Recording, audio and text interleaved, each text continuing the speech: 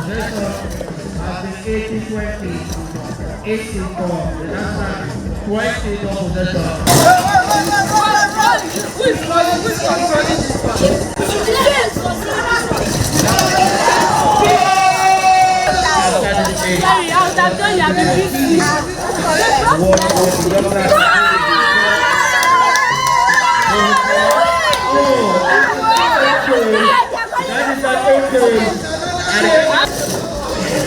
That was good. Interception. Another opposition. Now, the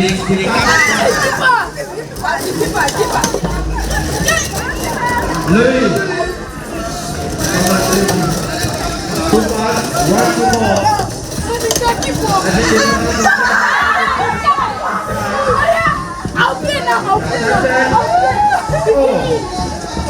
I'll play now.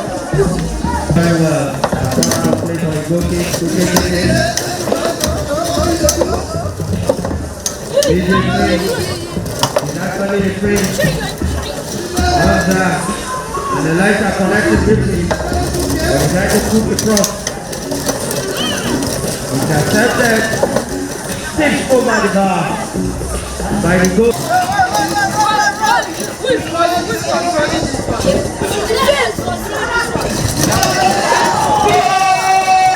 Yes, energetic, full of skills. Oh, this time around, hey, the goalkeeper is angry, screaming at his players. Oh, what are you?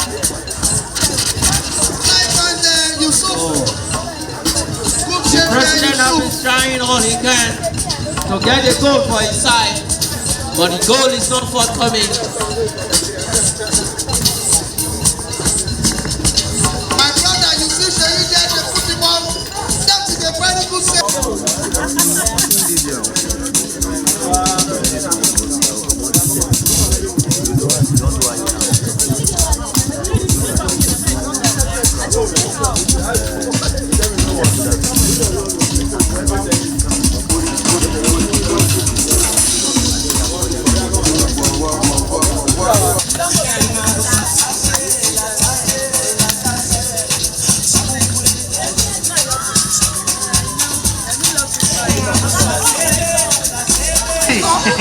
Of this garden, and he forgot the business he came from, and he has been changed immediately. They did it. Declared. That's a foul. It's a foul. It's a handball.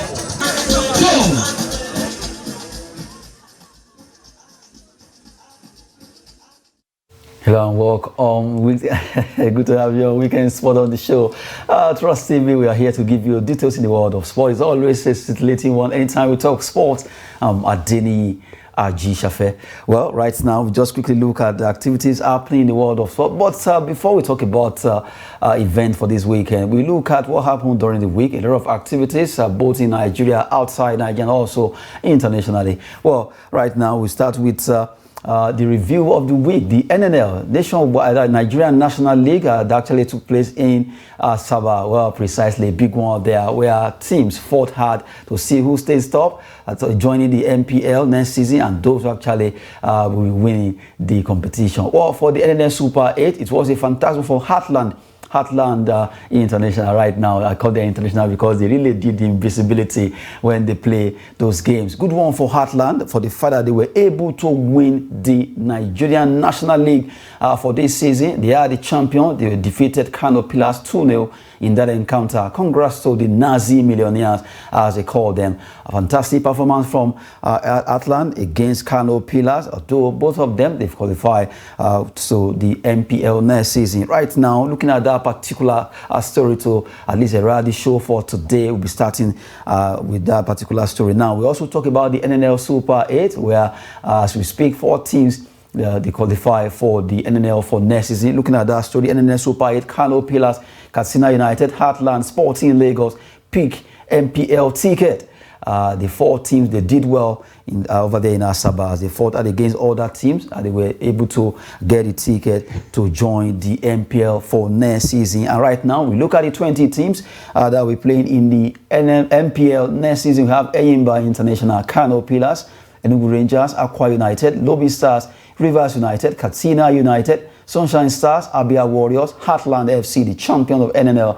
Now they are in NPL. Sporting Lagos, Plateau United, Doma United, Remo Stars, Bender Insurance, Shooting Stars. You have Gombe United, Niger Tornadoes. You have Bayelsa United and Kwara United. Well, those are the teams that will be fighting hard in the NPL next season. Right now, being joined in the studio, we have our own sport journalist, also double as the Secretary of Sport Writers of Nigeria, Abuja chapter, in the person of Ikena Okonkwo. Good to have you. Thank you so much. We take a correction there. I'm no longer the Secretary of Abuja. I'd resigned. Yes. Okay, you resigned.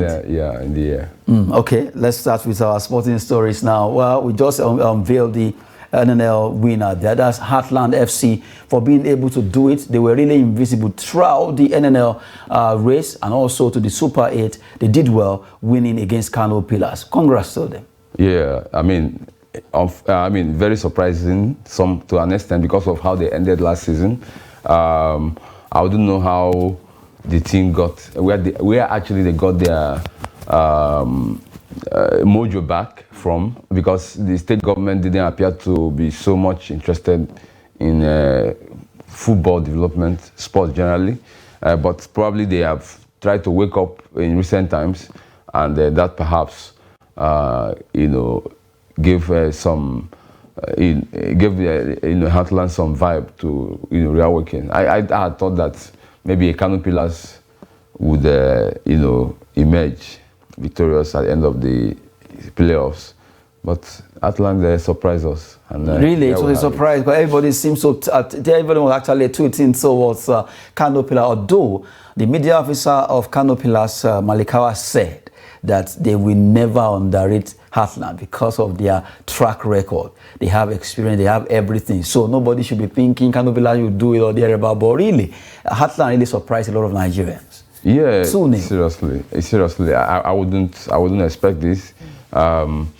It shows that perhaps their coaching crew too are up to something. They played the playoff, they didn't lose any match. So it shows that there is something to look up.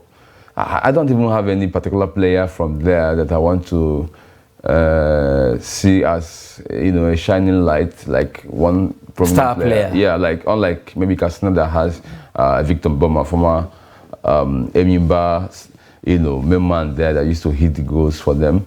I understand he's also moving out of the country for next season. Countries are coming in from other parts of the continent looking for his services. So there is no such a player in a Heartland team.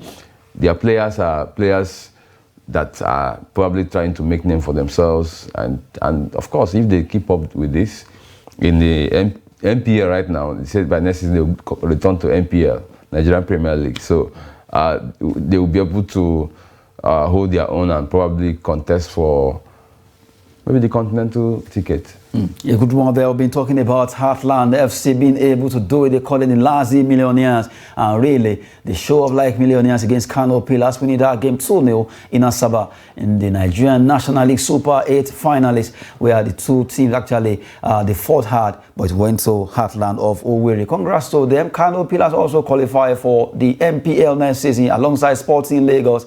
And also, right now, they've qualified and they are celebrating for the fact that they were able to do it alongside Katsina United, who also got the ticket to play in the NPL next season. Well, still looking at what happened during the week, a lot of events, but let's look at another one that has to do with basketball. Basketball, Team Nigeria, the D Tigers, they traveled down, they fought hard, they were able to still get a wild card ticket from FIBA for the African, despite defeat against Cote d'Ivoire. They won one game, they lost one, and they were still able to get that particular nod from FIBA Africa. Right now, let's look at those teams that are participating in the FIBA Africa African Championship teams. Group A, Cote d'Ivoire, Kenya, Gabon. In Group B, you have Angola, Nigeria, and Mali. In Group C, Morocco, Tunisia, Rwanda. And in Group D, you have Cameroon, DR Congo, and Mozambique. Those are the teams that will be flying the ticket of their country at the FIBA Africa African Championship team. This is like CHAN for football. Yeah. This is for home-based basketball players. Yes, those that are applying their trade, in Africa. Within Africa. And you know, it goes to show that FIBA is evolving, doing some new things, and of course, for Nigerian team, they lost, you know, their match that was supposed to give them the ticket, you know, direct ticket. However, they later got a wild card, being that they participated, and of course, they won a match, and you know, they got that wild card from FIBA to participate in that tournament. That is happening starting sometime next week or so. So we look up to that and get to know the instincts that will come from there. Well, really, if you look at this particular group, Cote d'Ivoire, Kenya, Gabon, but now let's even focus on our own group, Group B. Angola is a country that we know they are very good in basketball. Yeah, locally, yeah. Nigeria, Mali too, you can't write them off. This is a very tough group. It's a lot of basketball both are already tagging it group of death. Yeah, so Nigeria, if they are able to come out of that group stage to, because it's going to be straight up to, well, I think it's going to go into, from these 4 groups, they will get to quarterfinal straight, being that the first 2 would, you know, enter the quarterfinal. So I want to believe that Nigeria should be able to, you know, get out of the group. But, you know, Nigeria has the most rusticated, unquote, players, not rusticated players, rusty players from a non-functional league system. So I don't know how they will manage it, if they will just put on the spirit of Nigeria and maybe on their private trainings that they have been having with their various clubs, they'll be able to find something out from this group. Maybe Mali will eventually not make it, but if it's Angola, it's almost like a done deal for them. Well, from the way it is right now, Nigeria will be facing Angola and Mali in that group, Group B. It's a tough one, but it's not as if it's not achievable. But right now, we just have to get it right because this team is actually owned majorly by the home base team who have not been playing in any league so far this year or this season. But they just have to get their acts together and quickly get there. Though we'll be looking at one particular issue that will be affecting Nigerian basketball is issue of fund. Really, it's not too good right now. We'll be getting to that particular side of the show. But before then, let's quickly look at that segment where you think you know. And really, if you know, you may have actually have forgotten. We just want to remind you, did you know segment on Weekend Sports.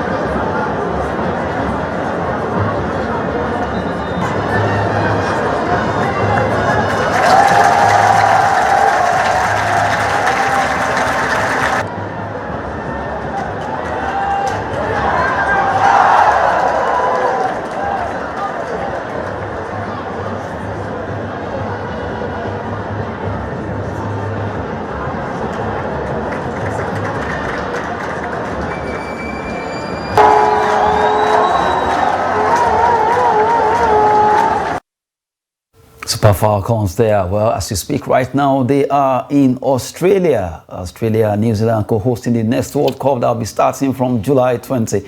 And right now, the Super Falcons are a lot of issues that has to do with that particular squad right now. Well, the ladies are right now talking because they are complaining about not being paid some money thereabout. But let's even start with what's really on right now concerning that team. The coach, Waldrum, has been having issue with the Nigerian Football Federation after he actually made some statement earlier, about 2 weeks ago, and that NFF also replied. And let's look at that story, that top NFF to Waldrum. You are a specialist in failure. And a lot of Nigerians are reacting to this. NFF they don't need to be replying whatever Randy Waldrum is saying. Well, that's the topic. We'll be looking at this deeply because we'll look at that focus. NFF to Waldrum, you are a specialist in failure. But before saying this, let's look at what actually caused this particular statement. Starting from Waldrum himself. When he wants to respond to NFF about 2-3 weeks ago, he said this just yesterday or thereabout. I saw the NFF response to my previous comments on the other podcast, and it just seemed like a really childish response. In the 2.5 years that I've been here, I've never had one time that the Federation came to me and asked, what do you need, coach? What keeps me going is the players. Otherwise, I would have walked away from this job a long time ago. And now, still looking at the continuation of what he said, up until about 3 weeks ago, I had been owed 14 months' salary. And then they paid 7 months' salary out of the 14. We still have players that have not been paid since 2 years ago, since when we played the summer series in the USA. It's a travesty. I'm not going to be quiet anymore. In October, every country was given $960,000 from FIFA to prepare for the World Cup. Where is that money? Waldrum asking now. FIFA always allows your staff to have up to 22 people, but we only have 11. We don't have scouts to watch the team in our group or potential opponent. This is from Waldrum now. Now, let's look at the response of NFF to Waldrum now, coming from the Director of Communication, Olajire Ademola. They are saying, incompetent loudmouth found his voice now since he's about to achieve his only ambition of leading a team at the Women's World Cup. Everyone knows FIFA pays preparation money for every team going to the World Cup. The team traveled to Japan to play matches, traveled to Mexico for a tournament, and traveled to Turkey to play matches. The team is presently having a 15-day training camp in Gold Coast ahead of the Women's World Cup. Is it Mr. Blabbermouth Waldrum who has been paying? He claims he's been at the job because of the players. Well, his entire objective has always been to add leading team at the World Cup to his CV. Worst coach to have handled the Super Falcons of Nigeria by a country mile. Now, let's now come back to the studio. And someone asked a question. Who employed Randy Waldrum? Don't they know that this is his own antics before they employed him?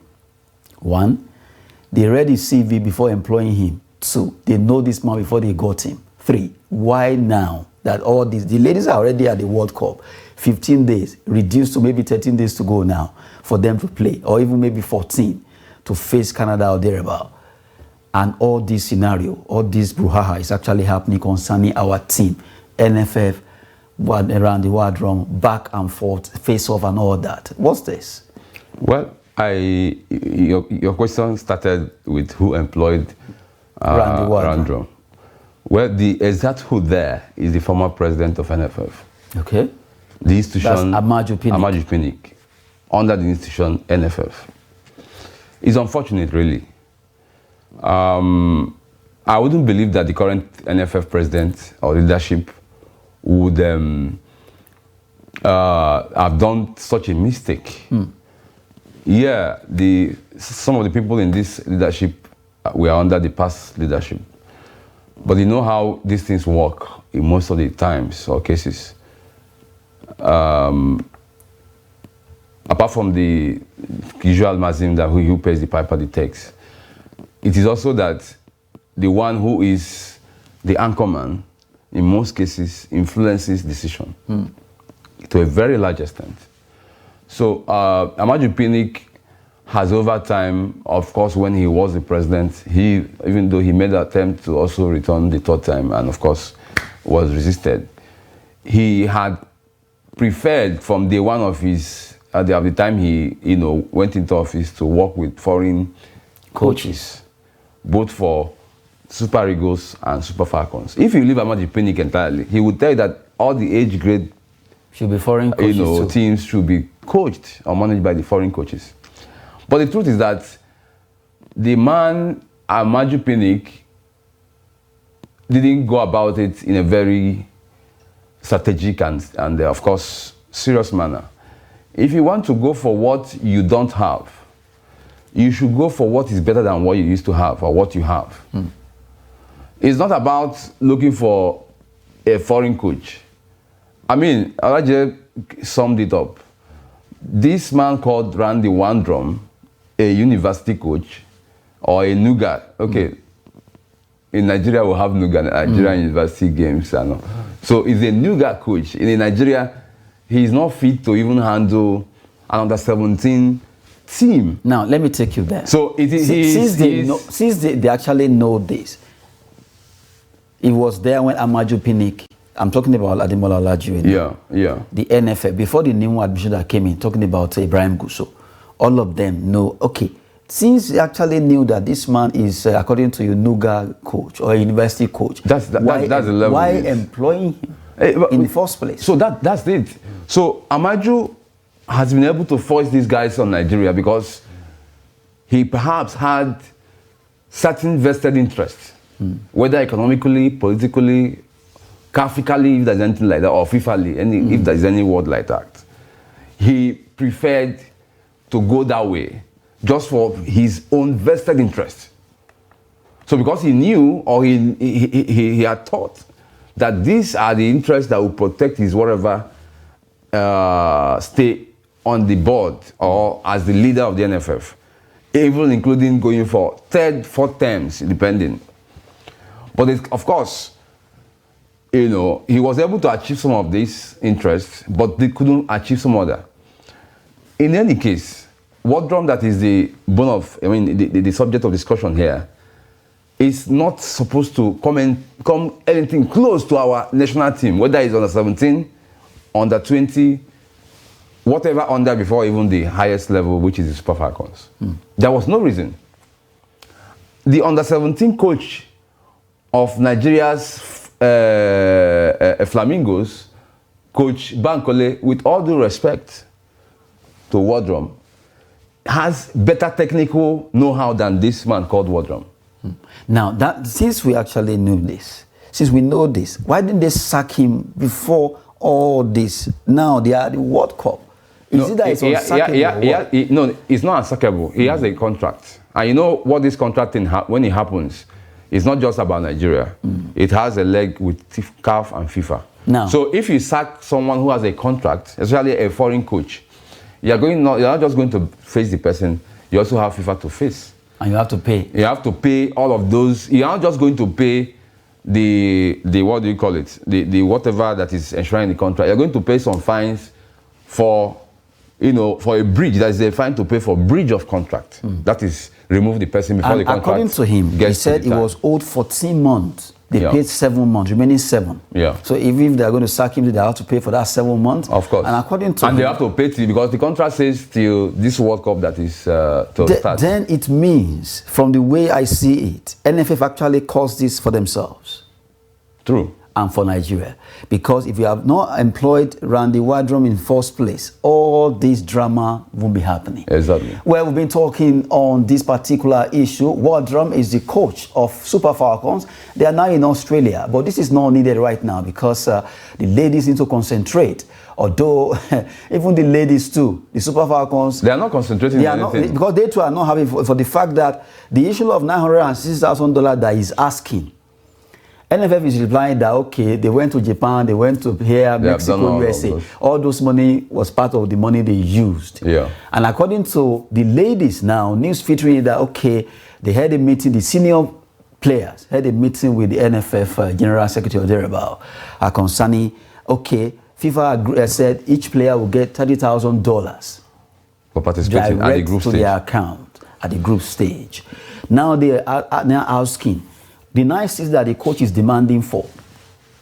When they said the general secretary calculated said, okay, they should focus on the $30,000 and forget about the $9,000 that they would have got as per from the federation. Exactly. And the ladies are not happy about it because news actually featured that they could boycott the first game against Canada, which might not really speak well for us right now. Okay, that's why we have to open our phone line for you to actually contribute on the show. But that, you know, there has been a kind of counter to that somehow, because this morning, also from the federation coming in, that the captain of that team, you know, denied, because he was quoted, she was quoted to have been part of that senior players so meeting, say, about 5-6 of them. She, Oparanozie, Oshola, Rashidat, and 2 other persons. So she has denied it this morning, according to what NFF, you know, made us to know, that she said nothing like that had happened and all of those things. But whatever is the case, they need to sort out these things as early as possible. Even though Canada, that is supposed to be their first opponent in this upcoming World Cup, they're also having their own issues with payment as well. Now let's look at this together. Super Falcons coach Randy Waldrum is having a face-off with the NFF. I don't still understand how the employer and the employee are having issues when the main thing that should be happening either is to consider how the girls will actually do well at the Mondial. But right now, the girls, they are having their own problem because of the fact that they are not sure of how, if they are going to be part of the payment. The coach is not happy because he's being owed 7 months salary. After all, it was 14, but according to him, they pay 7 remaining 7 months that there has not been paid for that. And aside that, is demanding that the $960,000 from FIFA, where's the money? And NFF replying him that, well, from the way it is, it seems he has forgotten that all those... We have a caller. Okay, let's do this show together. Good to have you on the show. Hello? Hello, please, can you stay away from your TV set? Yeah. Okay, let's have your name, please, and where you're calling from. Okay, I'm Joseph from Benue State. Okay, Joseph, from where in Benue? Boko. Okay, how is Boko? Fine. Okay, fine. Go ahead. Yeah, I just want to contribute a little about the coach and NFF. and NFF. You see, the problem we have in this country is the officials or the people in charge failing to do what they're supposed to do. What is the point? The coach is complaining that he has not been paid. The players are complaining that they have not been paid. Why not pay them? The man in the studio there is complaining. His focus on his main focus is on the coach. Oh, we lost that call there. It was about making a point there, but you can still join us on the show. Well, make your contributions. Please stay away from your TV set. Tell us your name and where you are calling from. Let's have you. Good to have you on the show. Okay, while you are talking, the caller, Joseph from Boko, Benue State, was about to take you on that by saying, okay, you were focusing on the coach, and I'm sure maybe wanted to say, okay, what about the NFF that actually employed him? They knew that he was a classroom or university lecturer done before employing him. Why not settle all this? Because this actually affects the ladies. Well, before I take you there, let's take this call. I'm good to have you on the show. Yes, I just want to come to the show. Your name, please, and where you're calling from. My name is Modu from Yobe. Okay, Modu from Yobe. Let's have you. All right, thank you. Hello? We can hear you. Yeah, really, I was watching this program with actually, it is very, very interesting. And thank you. Yes, the analysis is so upright, and I really enjoy it from number 2. Thank you. We have fans here who like this particular program. It's a fact. We really like the analysis. Okay, thank you so much. Thank you very much. Okay, that's Madu calling from Yobe. There, we're talking about Waldrum versus NFF face-off. Really, this is a tough issue because this is not the time that this will be happening. This is not the time at all. This should have happened like 6 months, a year ago. Not when, even at the World Cup. Now, you just said there's a counter from the ladies that they didn't hold any meeting. The captain of the team. But I know that they are just trying to, all this is just, okay, let's not do this now. But really, the cat has been let out from the bag. Yeah. It's obvious that now they are just trying to do, trying to cover everything up. But really, things are not going well in that camp right now. There is a lot of issues. I mean, there are a lot of issues that need to be sorted out.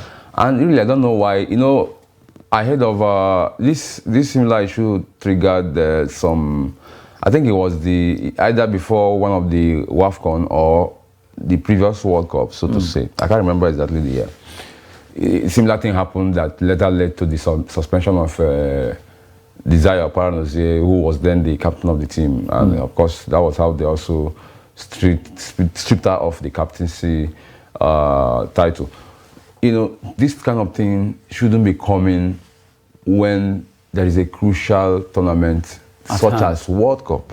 World Cup being the highest level of footballing event anywhere in the world.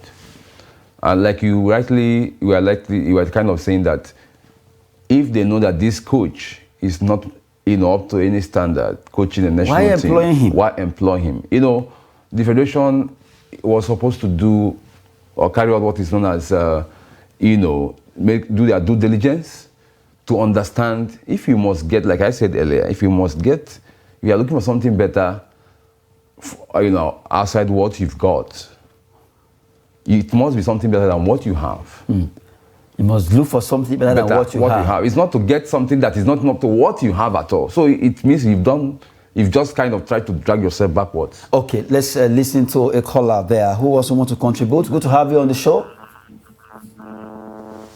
Thank you. Okay, let's have your name and where you're calling from. Calling from Borno State. You are calling from where? Borno State, Borno State. Okay, Borno State, your name? Lancer. Okay, Lancer from Borno State. Can you please stay away from your TV set a bit so that we can hear you clearly? Okay, no problem. So go ahead, make your contributions on the show. So I want to contribute to NFF, the coach. NFF in Nigeria, when you just look at the Nigerian sport, NFF, they just want to get the money, they don't want to work together. So any time the problem one they are after money. So that's what it is. Okay, thank you so much for joining us from Borno State there, but really it's a big one. Thank you so much for calling before you actually called in. You were talking about getting the best. Because if we check the whole scenario now, I think NFF calls this for themselves and calls it for Nigeria. Because now these ladies, one way or the other, they will be losing focus, no matter, even if they pay them all the money they owe them now, for the fact that all these issues are on ground. Things are not going well. Okay, let's take this call before you go into that particular, what we'll say there. Let's have you, the caller. From where and your name, please? Hello, good morning, my brother. Yes, good to have you. Mohammed calling from Jobs. Yes, Mohammed, good to have you on the show. How is Jobs? Thank you. Jobs is fine, it's cold, raining. Good morning to your guests in the house. Okay. Thank you so much. Yes, I will blame the NFF for all what is happening. If people have a very critical question, why we all know that this man is not well qualified to coach the why did they employ him? This is the reason why they employ him now. You cannot employ a cool professional footballer and allow himself to be on out 4 months. You talk when you will not even allow, nobody will even, a good professional will not allow himself to be on more than a month. So I blame the NFF for all this happening. That is why I always tell people, putting the right people at the right place in this country. That is why we are not putting the right people at the right place. That is what is affecting us. Look at how they are messed up our all footballing sector. I was even asked, when last did one of our footballers win the Cup African Player of the Day? When last did one of our team win the Cup Champions League or even qualify to semi-final? So I'm blaming the NFF for all this that is happening. Thank you so much, Mohammed from Jos, Plateau. Stay there, making that contribution. Wow, you just said what he said. Really, NFF, no matter how they want to put it, and whatever Randy Waldrum is saying now, NFF use their own hand to cause it by signing him, either then or now. I'm sure you understand. Imagine a coach that, for whatever reason known to him, or I mean both him and NFF, he doesn't come to Nigeria for anything. If he imagines to come to Nigeria, if the team is meant to maybe train, I mean Super Falcons meant to train for a certain number of days before going for one tournament or the other, or one qualifier or the other. Outside that, he doesn't come here to look at what's happening with the NWFL, Nigeria Women Football League. He doesn't come to, unlike his Super Falcons, I mean Super Eagles counterpart, who moves from one state to another, you know, trying to fish out one place. Even though that one too has its own issues. So it is a very pathetic one for him to have that, to be there as the coach of Super Falcons. Now, why Ikenna Okonkwo is actually doing that, we have a caller too who wants to contribute on the show about the face-off between NFF and Randy Waldrum. Good to have you on the show. Hello, are you there? Okay, well, the caller actually decided not to talk anymore, but really, this is becoming very embarrassing. At the World Cup, all this issue coming up, we don't need this right now. This will not give this lady the chance to focus on the... Okay, we have a caller there. Good to have you on the show. Weekend Sport on Trust TV. Make your contributions on the show, please. Okay, good morning. Yeah, good to have you. Thank you. Your name and where you're calling from, please. I'm calling from Gombe. From Gombe, where in Gombe? Is it Gombe? Yes, Gombe town. Okay, your name, please. My name is David. Bello. David. Okay, David from Gombe. Let's have your contribution quickly. It's okay. I blame the NFF for this problem, and I want them to resolve this problem very quickly, because I want them to put, because all of them in NFF, these girls, they are young enough to be their children. And the way they are treating them is very bad. They are women, for God's sake. And they can fall into any kind of temptation if they are treating them in this way. So I want the EU to be, in one of the things I saw, they say Waldrum is not technically and tactically fit. They know that somebody is not technically fit. It's like you allow the pilot to take you to the air when you know that it's not good. It's too bad. A good one there from David Gombe. Thank you. Thank you so much for this contribution. You just heard him now. Okay. It's like you have a plane and you actually employ a bad pilot, a pilot that you know is not good, to fly a plane. And you are also inside the plane. So NFF caused this for themselves and also for Nigeria. Yeah, it's really, rather unfortunate that it could be. Because I could just, without even having to research, name about 5 female coaches who are top notch in this country, who are Nigerians, whether they are in Nigeria right now or outside Nigeria. Can you name few? I could name. We have, Dewami, who is there. There is the former assistant Super Falcons coach, this lady who is now having a team on her own. What's that her name? It's also an international. Okay. I will remember the name and talk about it. She coached the coach, the coach that left before this one came was also a foreign coach. So she was directly the assistant of that man, and she had coached in Sweden, where she had played before coming to Nigeria to coach. So from what you are saying, such person should be given the chance. They have all the experience, they have everything that it takes. They know the team actually. He had played in Super Falcons back in the days, in the 90s. And he retired early 2000 years. So all of these people, I'm talking about Coach Maureen Madu. Okay, Maureen Madu. Yeah, Maureen Madu. I mean, they have got better standing coaching-wise than all of these foreign guys. I mean, especially the one that is there currently. There is no how these guys wouldn't have been, done something better than in terms of coordination, in terms of, the technical know-how, in terms of the tactics that you will see. A time came, remember, when this particular team went 6-7 games without even having to win. For 6-7 games, they didn't win a single match. From WAFCON, they lost, in semi-final. Okay, they won to the semi-final, lost the third place. From there, all of the friendly matches and all of those matches that NFF talked about being part of the matches they spent the $960,000, so it's a whole lot of issues, just like you have in the Super Eagles too.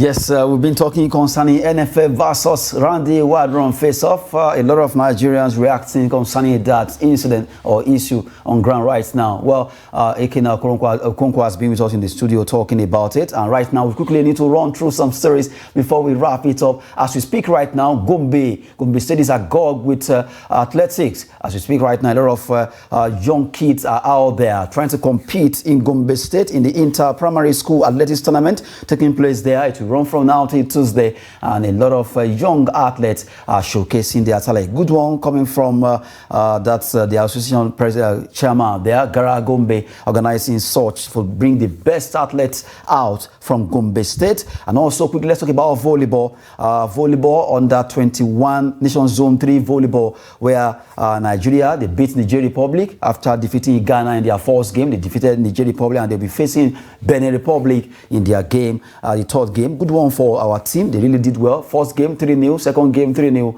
and really the volleyballers are doing so well in this competition right now, taking place in Niamey, that is Niger Republic. And right now we quickly talk about the NWFL Championship. NWFL Championship, it will be kicking off today in Ogun State. It will be in that's in Shagam, and that's also in Remo. Well, let's look at the teams that will be participating in this competition. NWFL Championship Group A, you have Pelican Stars, Moje Queens, Quora Ladies, Danas Ladies, Ekiti Queens, Dream Stars. And in Group B, you have also 6 teams to be fighting for in Group B. Talking about the NWFL Championship Group B now. Well, we have Sunshine Queens, Delta Queens, Imo Strikers, Lakeside Queens, Honey Badgers, and Kazim Eletu Queens there.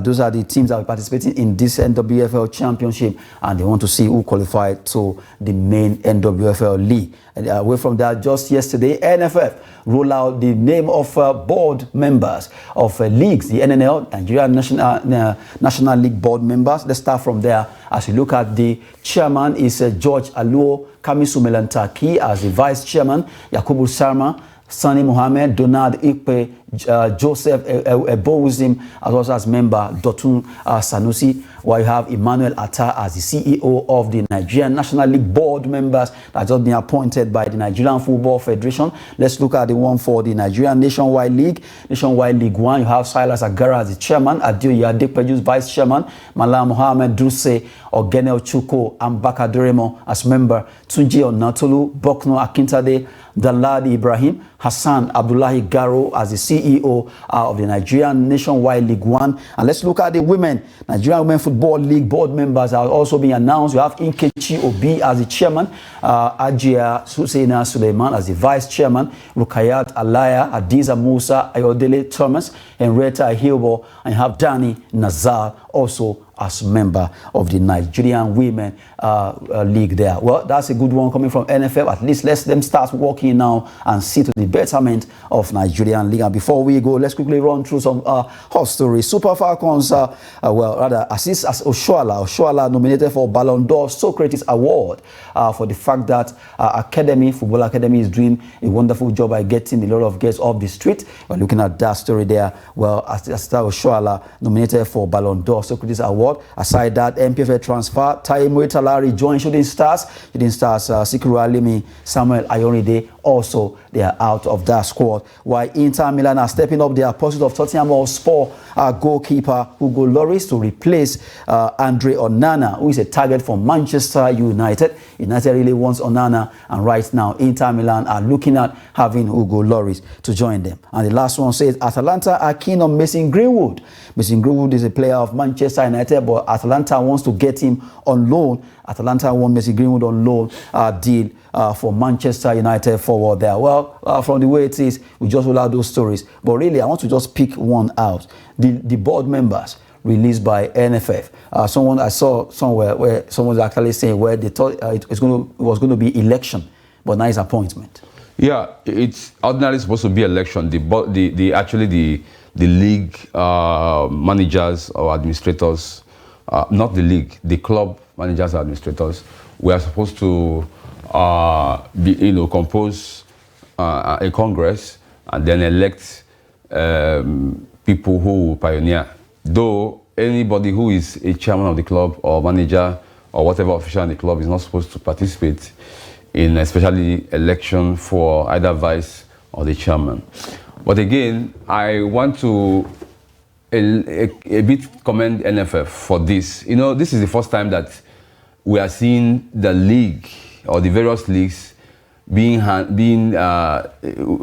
appointment being that especially the chairman and vice chairman, especially the chairman of the various leagues being handled by men who are business oriented.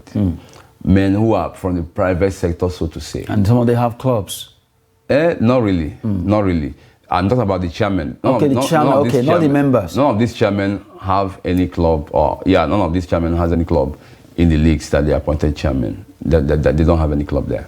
Talking about Salah Jagara, who was the former deputy governor of Nasarawa State, we knew his passion for sports, particularly football. Right, it's also the president of, is it Karate Federation or Taekwondo thereabout? No, Karate. Yeah, one of the combat Karate, sports. Yes. Karate, yeah. So, and then looking at the NWFL, then talk about the NNL. These two, NNL and NW, I mean, their own is, blowing my head to an extent because Kechobi is someone we know as a marketer who always goes out for results and to make anything happen the way it should be. Georgia Lowe is one of us, a journalist. We just have to go now. Our time is up, although it's always very interesting to talk sport. We know when the time will fly away. Well, Ike Okonkwo has been the one in the studio talking with us. Thank you so much for coming on the show. Thank you so much. It's been a pleasure. It's been a while. Yes. And he didn't talk about our election that's coming up. We'll talk about it next time. There's no time anymore. We just have to go right now. Well, we'll talk more about that subsequently.